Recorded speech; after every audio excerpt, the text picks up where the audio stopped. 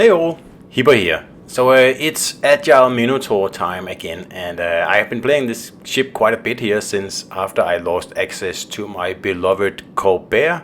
And I mean, it does the job, but it's not as much fun as Colbert. It's close though, but I still miss that ship a lot. And of course, I run this ship with an Agile build, and I go with radar on this thing here. And that's how I like it. That's how I think I get the most fun out of this ship here. The smoke build is fine, but I prefer this one. So let's just have a look at my setup here. So I'm obviously running Tenant, the Agile commander. And we'll just have a look here. I'm running Azure Lane Baltimore as an inspiration, along with Takao for a little bit of extra anti-aircraft power, because I don't need turret rotation on this thing here. The turrets rotate really fast as it is. Ingenious, always nice to have on a squishy cruiser, full speed ahead, Velocious, steer clear, and fully packed. So a totally standard Agile build here, the same Agile build I use on most other British cruisers. Aiming systems in the first slot, steering gears in the second, steering gears again, and then the improved reload here in the end. That gives you 3 heals, which you will certainly need, 3 sonars, and 3 radars, which is always handy. You can switch for smoke if you want to, of course, but I go with the radar. So with this here, it's 2.3 second rudder. That's because in this battle here, I've actually elected to pick the improved sonar, which was a bit of a mistake. So that's not what I usually do. That's why I showed what I usually do in the commander screen. And usually the rudder is 2 seconds, not 2.3 seconds. But anyway, it's a little difference, but I can feel it. But I'm pretty sure most people won't be able to feel it. So anyway, here we are on the map, and this is one of my these maps I enjoy a lot when I play the Minotaur.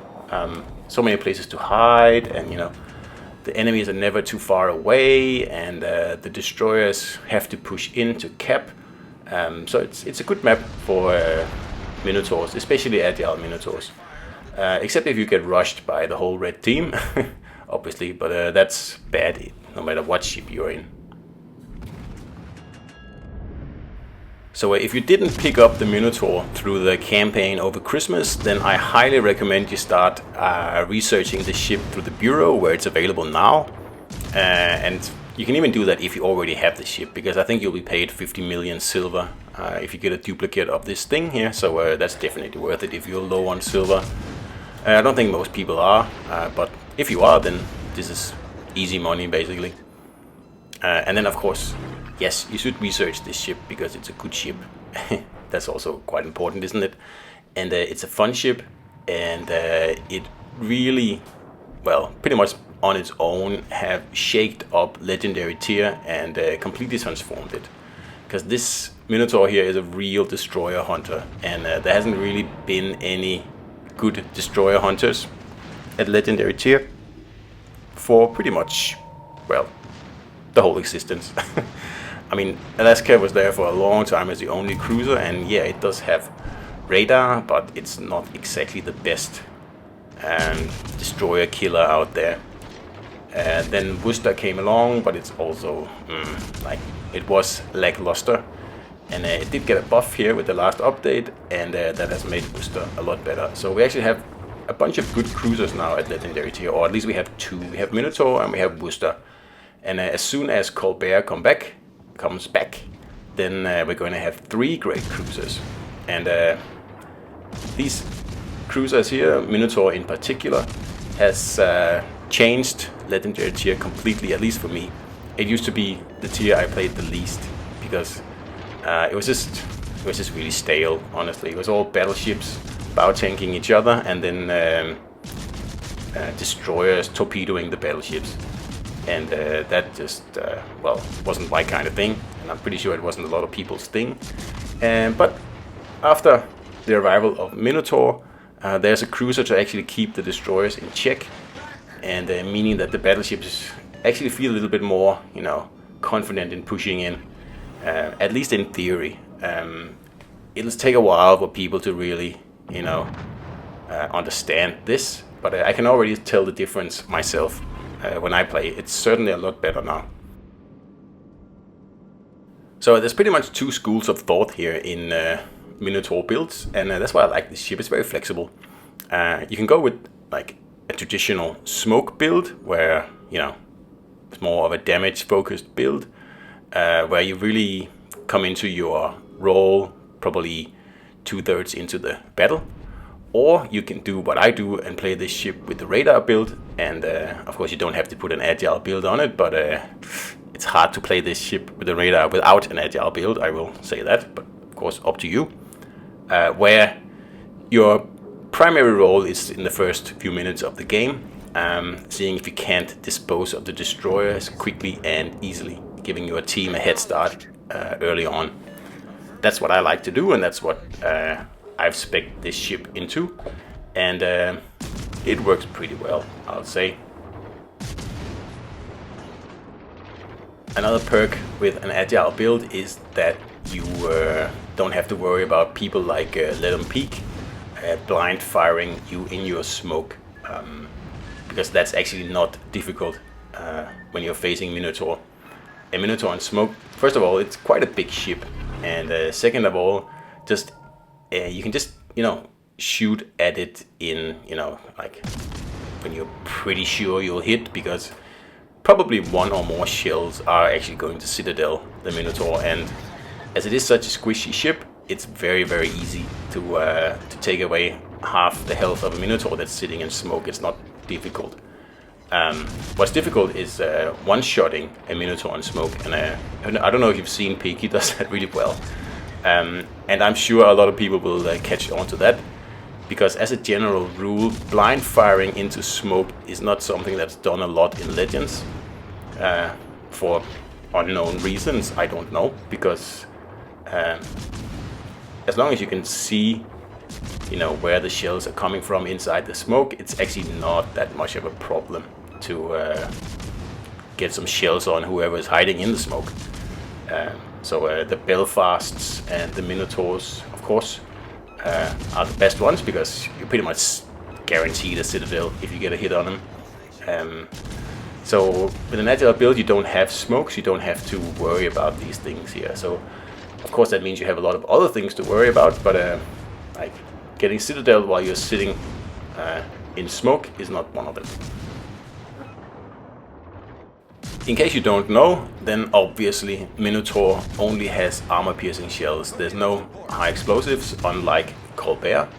And really, honestly, you don't need high explosives on this ship here, because the AP is fantastic. It really is awesome, especially against destroyers, where that short fuse just means that you will just eat through their armor extremely quickly.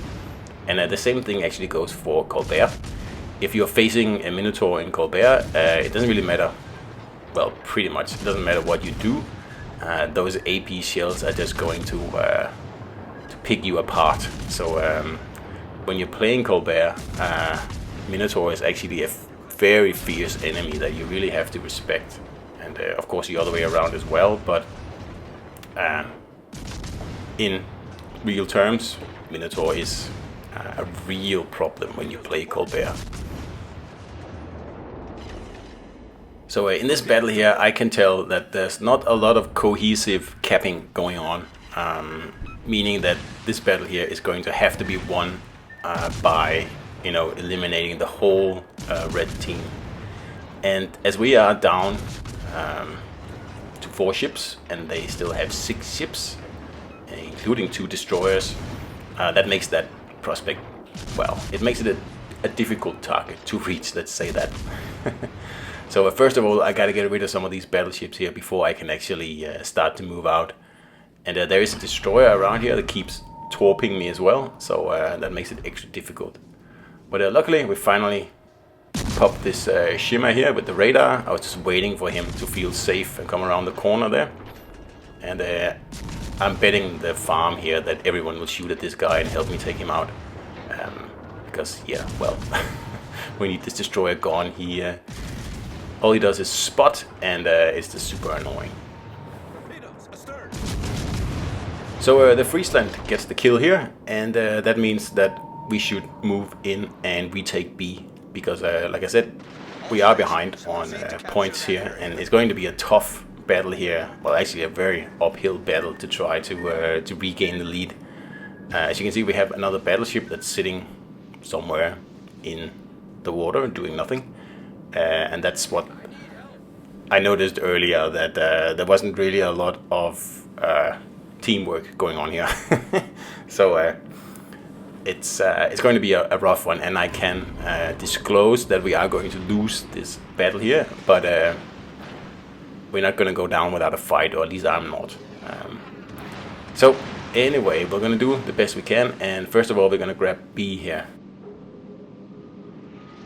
So the general problem here in the last third of this battle here is, as much as I love having a DD around to smoke me up because I don't have my own smoke, I would also love to actually be able to spot the enemy. And as long as this destroyer is hanging around a few kilometers from me, then I will be spotted, and I will have no way of actually spotting the enemy. And there's still 2 cruisers left, and that destroyer has got no chance taking out 2 destroyers. Not 2 cruisers, sorry. And obviously they just finished off our battleship, which wasn't surprising at all. I was just waiting for that. So here I'm just getting to cap here without getting reset, so I can actually start to hunt down these cruisers here. And their destroyer is obviously spotting me, but my destroyer is not really helping me out a lot, other than he smoked me up before, which is wonderful. Thank you very much for that. But in a situation like this, I need the destroyer to spot, and things are getting too hot now, so I'm going to have to hide behind this island here and go unspotted for just a little bit, so I can hopefully set up some sort of plan here. And if my destroyer kept going forward now, that would be great, because then hopefully he would be able to spot the enemy destroyer and perhaps the actual enemy cruisers as well. But as you can see, he's kind of stopping, and again making me take the point here, and that means that I will have to actually make use of my Agile build on this cruiser here, because I am getting spotted by everyone from everywhere because the destroyer is out there.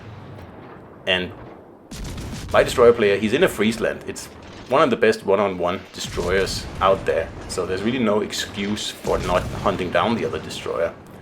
As you can see now, I'm getting shot at by 2 cruisers at the same time, and all I can do, or try to do here, is try not to get hit, and then see if I can't out DPM these 2 guys here.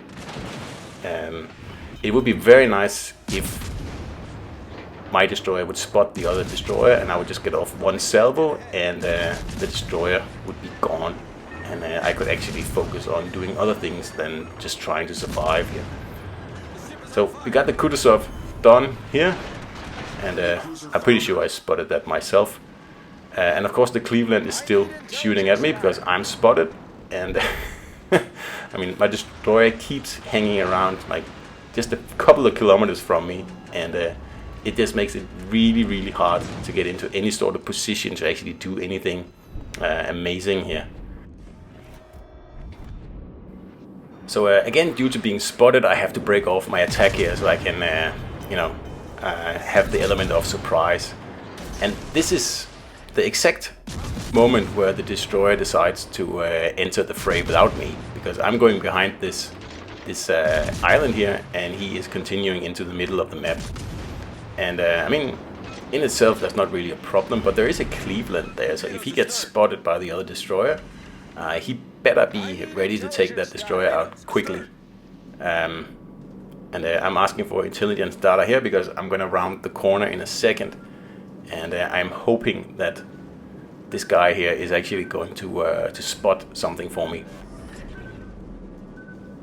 So this is just a case of bad timing on this destroyer here, because I mean, he had ample opportunity to spot while I'm able to back him up, and he does actually manage to figure out where the Kagero is here, but as you can see, the Cleveland just takes him out very quickly, and I almost get the Kagero here, and that leaves the Cleveland and the Kagero just, well, facing me.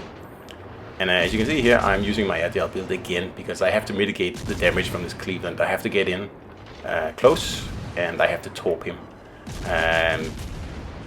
I probably could take him out by guns alone, but there's really no point in just doing that. I have torpedoes, so why not use them? So that's what I'm hoping to do here in the last 30 seconds, but as you can see on points, there's no way we can win this. I'll have to sink both of these ships here in the last 20 seconds, and it's just not possible. I almost got the destroyer, and I almost get the Cleveland with torpedoes here, but it's just not my day. But we do get a Confederate here in the last few seconds, and soon I'll get a torpedo hit. That also gives me the high caliber, and we are also securing a Dreadnought here just in the last second, obviously. So this is one of the things I like about Minotaur. Even if you lose a battle, it's always been good fun. And I mean, this was just down to timing, really.